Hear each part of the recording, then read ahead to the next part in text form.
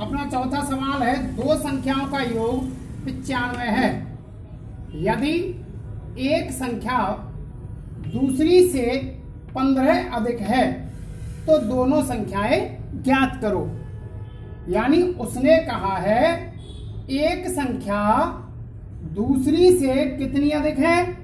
15 अधिक है। यानी माना दूसरी संख्या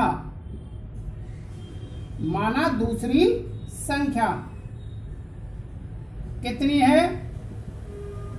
माना दूसरी संख्या x है, तब पहली संख्या क्या होगी?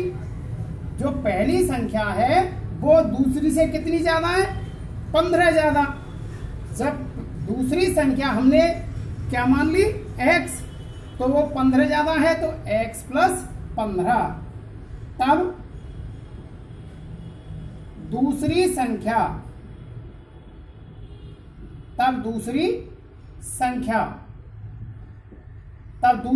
क्या होगी?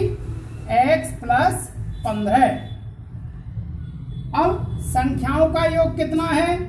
यानी दो संख्याओं का योग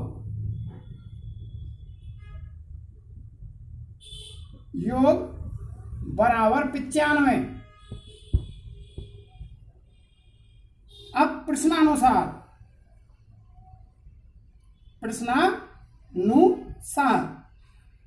अब इसमें कहा है प्रश्नानुसार, यानी तब एक संख्या दूसरी से, तब पहली संख्या, क्योंकि यहां दूसरी संख्या x है तो पहली संख्या क्या होगी? x plus 15। प्रश्नानुसार में पहली संख्या क्या है हमारी? x प्लस 15 प्लस दूसरी संख्या x बराबर इनका योग क्या है? 95। यहां x प्लस x कितना हुआ? 2x प्लस 15 बराबर 95। 2x बराबर 95 प्लस के 15 पीछे गए तो माइनस का 15। 2x यानी यहां पक्षांतरण। 95 में से 15 गए तो कितने बचे? 80। अब x बराबर 80 बटा 2। 2 का भाग इसमें कितनी बार? 40 बार। तो x बराबर 40। अब x बराबर 40 का मतलब है हमने दूसरी संख्या क्या मानी थी? x। दूसरी संख्या बराबर 40, तो पहली संख्या x प्लस 15। x कितना है? यहां 40 है, प्लस 15 बराबर 55। तो पहली संख्या 40 और दूसरी संख्या 40 और पहली संख्या 55।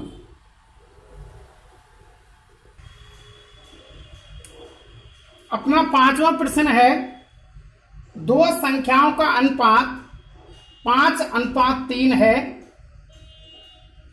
यदि उनमें अंतर 18 है तो संख्याएं ज्ञात करो। माना वह दो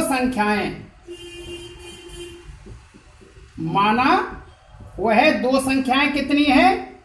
5x व 3x हैं। उस दो संख्याएं यानी 5 के साथ में यानी x लगा दिया और 3 के साथ में x लगा दिया। अंतर कितना है? 18 का। अब प्रश्नानुसार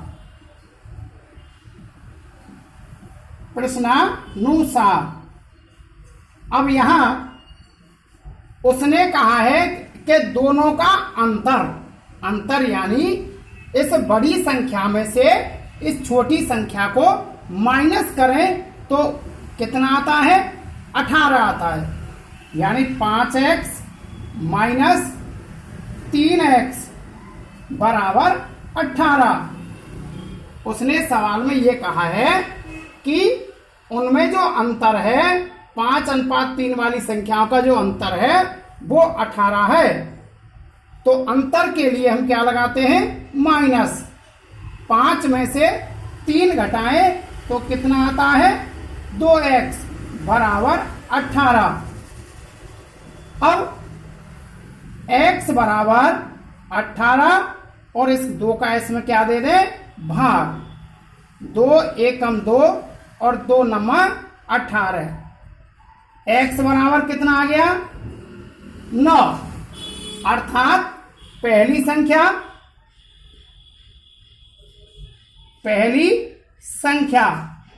कितनी है, ये 5x, यानी 5 गुणा 9 बराबर परिणाम 45।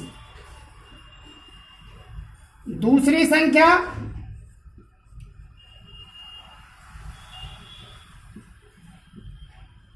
कितना है, 3x, यानी 3 गुणा x का मान है कितना है, 9, 3 नाम 27, यानी पहली संख्या 45 तो दूसरी संख्या 27। अब जांच कैसे करें, 45 में से कितना घटावें, 27, कितना बचा, 15 में से 7 8, 3 में से 2 1, अर्थात इनका अंतर कितना हुआ, 18।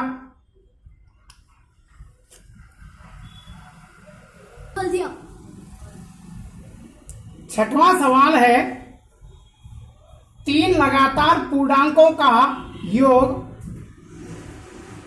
51 है, पूर्णांक ज्ञात करो। माना जो हमारे पूर्णांक हैं, माना पहला पूर्णांक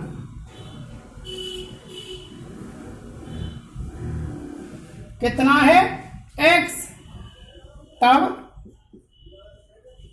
दूसरा पूर्णांक क्या होगा, x प्लस 1, तब तीसरा पूर्णांक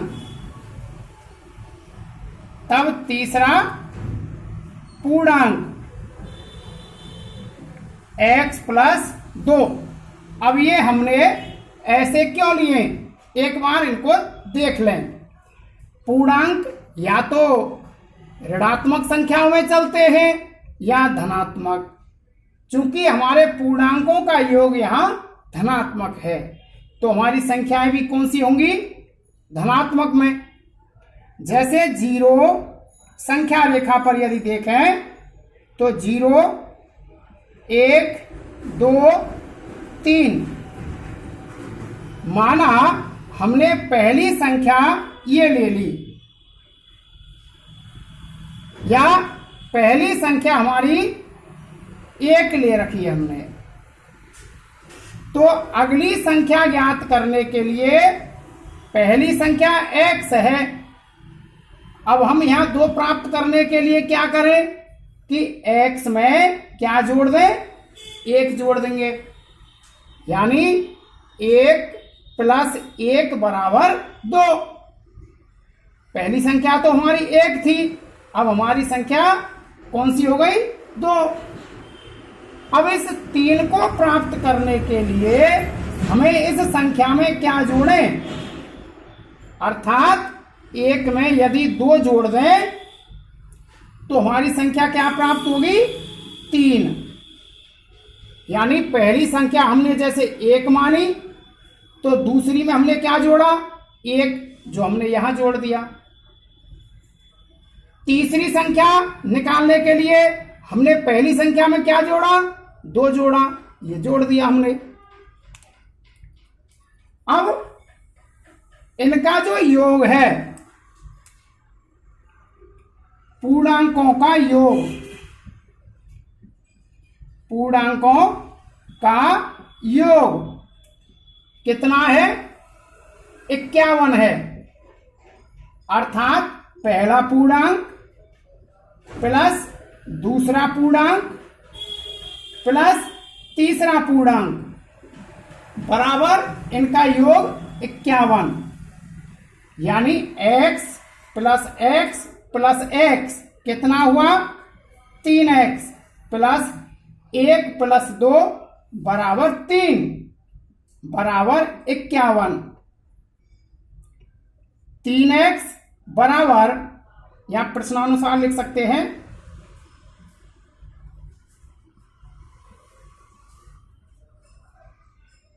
बराबर 51 प्लस का 3 पीछे गया तो माइनस का, यानी पक्षांतरण करने पर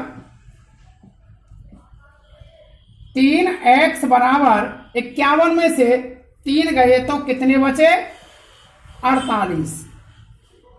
अब x बराबर 48 बटा 3, 3 से कितनी बार 16, यानी जो पहला पूर्णांक था हमारा वो कितना है 16। पहला पूर्णांक कितना है 16। दूसरा पूर्णांक x प्लस 1 अर्थात 16 प्लस 1 बराबर 17। तीसरा पूर्णांक कितना है x प्लस 2, x कितना हमारा 16 प्लस 2 अर्थात 18। तो 3 पूर्णांक, 3 लगातार पूर्णांक। पहला पूर्णांक कौन सा था अपना 16, दूसरा 17। पहला पूर्णांक, दूसरा पूर्णांक और ये तीसरा पूर्णांक। इस प्रकार से ये 3 पूर्णांक हमारे प्राप्त हुए।